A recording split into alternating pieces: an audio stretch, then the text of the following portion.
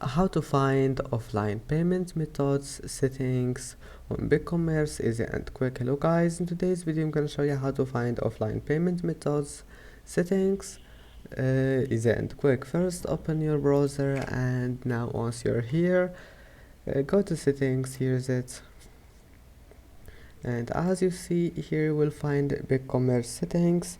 Now just go to payments,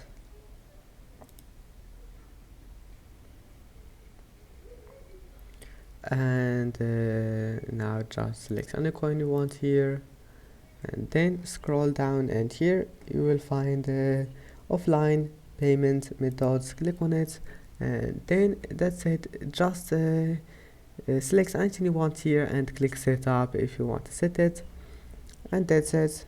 I hope that can help you, and that's it for today's video. If you like this video, please don't forget to like and don't forget to subscribe, and thank you for watching this video until the end, and see you in the next video.